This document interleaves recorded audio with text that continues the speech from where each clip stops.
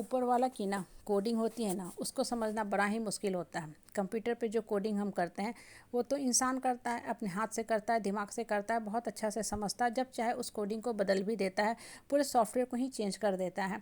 लेकिन ऊपर वाला कैसे कोडिंग करता है, क्या सोच के जीवन चलाता है और कब आपको दुख दर्द देता है, क्यों देता है, उसको समझना बड़ा ही मुश्किल होता है।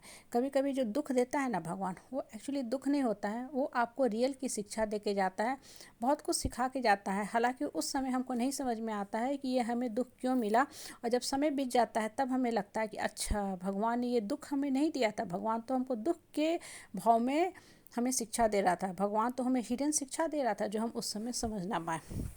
आज देखो बच्चों के ना +2 के रिजल्ट निकले हैं। बहुत से बच्चे ऐसे भी थे आज से 2 साल पहले जिनकी कॉपी गलत चेक हो गई थी। उस समय उन्हें बड़ा ही दुख हुआ था कि हाय हाय, मैं टॉपर था, मैं परफेक्ट स्कोरर था, मेरा रिजल्ट कैसे ऐसा निकला।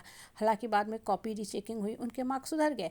लेकिन इस बार वही बच्चे जिनको 2 साल पहले बहुत दर्द मिला था, आज उन्हें अनएक्सपेक्टेड खुशियाँ मिली, अनएक्सपेक्टेड खुशियाँ मिल रही हैं।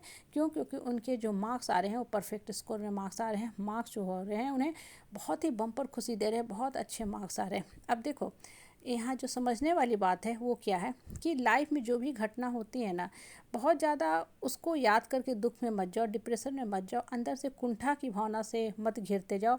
नहीं तो होगा क्या कि आपके अंदर की शक्ति है छीन होती जाएगी, ख़त्म होती जाएगी, फिर आप उठने के बारे में सोचोगे ही नहीं। मन को खुला रखना बहुत ज़रूरी है। और भगवान जब भी कुछ आपको दे रहा है ना, चाहे वो अच्छा दे चाहे वो बुरा दे, एक चीज़ मान के चलो कि अगर बुरा हो रहा है तो कहीं ना कहीं मेरा कर्म था, और अच्छा हो रहा है वो भी मेरा कर्म का फल है। मतलब दोनों स्थिति में हम ही जिम्मेवार हैं।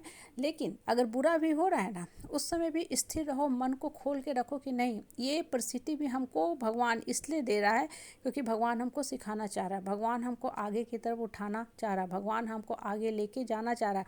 बहुत बार होता है साधारण आँखों से हम सब कुछ नहीं देख पाते, नहीं समझ पाते हैं।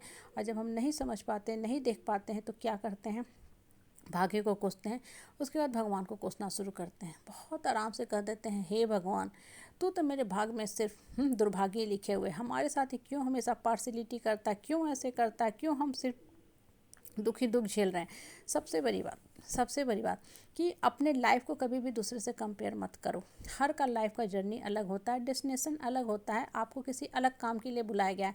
एक पर्टिकुलर आदमी सिर्फ अपने लिए जीता है, हो सकता है वो आदमी बहुत सेल्फ सेंटर्ड होगा, उसको बहुत छोटा लेवल का जीवन जीना होगा, तो भगवान उसको दे दिया कि तू धन संपत्ति पावर पोस्ट पोजीशन ले, अकेले एक कमरा में बैठा रहे, अकेले अपने संपत्ति का गुणगान करता रहा, अपने सोशल मीडिया पे फेसबुक पे यहाँ वहाँ फ़ोटो लगाता रहा, लोगों को ज़बरदस्ती फ़ोन कर करके अपना प्रसिद्धि की, अपने धन दौलत की कहानी सुनाता रहा।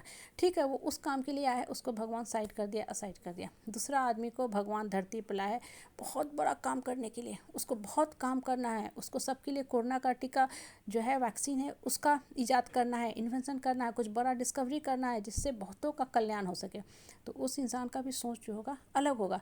तो ऐसा आदमी को अगर भगवान कंफर्ट के जोन में रखेगा तब वो बड़ा काम नहीं कर पाएगा। इसलिए लाइफ में ना हमेशा ये ध्यान रखा करो कि अगर आपको कोई कष्ट मिल रहा है, कलेश संताप मिल रहा है, तो कष्ट भगवान नहीं दे रहा है, भगवान आपको आगे चल के कुछ बड़ा करवाने वाला है, आपको लाइफ में कुछ ऊंचा देने वाला है। आपको सिर्फ एक छोटा सा सोच लेके नहीं जीना है। इसलिए मन को स्थिर रखो, मन को शांत रख के काम किया करो। और जब मन शांत रहता है ना, तभी इंसान विपरीत परिस्थिति में भी बढ़ने के बारे में सोचता है। वो सोचता है कि ठीक है, ये परिस्थिति है, परेशानी है, ये मेरे कंट्रोल में नहीं है। जो हम कर सकते हैं वो ये कर सकते हैं कि हम कॉपी रीचेकिंग के लिए अप्लाई कर सकते थे, जो हमने किया, मेरा नंबर भी सुधरा। लेकिन हम पढ़ाई बंद नहीं करेंगे, हम पढ़ाई करते रहेंगे। और वैसे बच्चे जिन लोगों ने 2 साल पहले सफ़र किया था, वो लोग बम्पर रिजल्ट दे रहे हैं, हर जगह क्रैक करते जा रहे हैं, हर कॉम्पिटिटिव एग्ज़ाम निकालते जा रहे हैं। और ऐसे बच्चे जो संघर्ष कर रहे हैं ना, जिनका मन मस्तिष्क मजबूत होते जा रहा है, स्ट्रांग होते जा रहा है, और लाइफ में बहुत ऊंचाई पे जाएंगे। क्यों? क्योंकि परिस्थिति परेशानी आएगी भी तो अच्छे से वो क्रॉस करते जाएंगे। इसलिए विपरीत परिस्थिति भी आए ना, उस समय मन को स्थिर करके स्ट्रांग करके रखा करो। परिस्थिति से परेशान मत होया करो, तुरंत मत हिला करो। नहीं तो जो इंसान हिल जाता है ना, सच मानो तो वो जीवन में जब भी परिस्थिति आएगी ना, तो हमेशा ही गिर जाएगा, पड़ जाएगा, तुरंत में हार मान लेगा। इसलिए हार मारना छोड़ो, संघर्ष करना सीखो। और जो इंसान संघर्ष करता है ना, वही लाइफ को मीनिंगफुल बनाता है, अपना लाइफ का हैप्पी डेस्टिनेशन को कवर करता है, और अपने जीवन को भी सुंदर बनाता है, और दूसरों को भी उत्प्रेरक बन के मोटिवेट करता है आगे बढ़ने के लिए।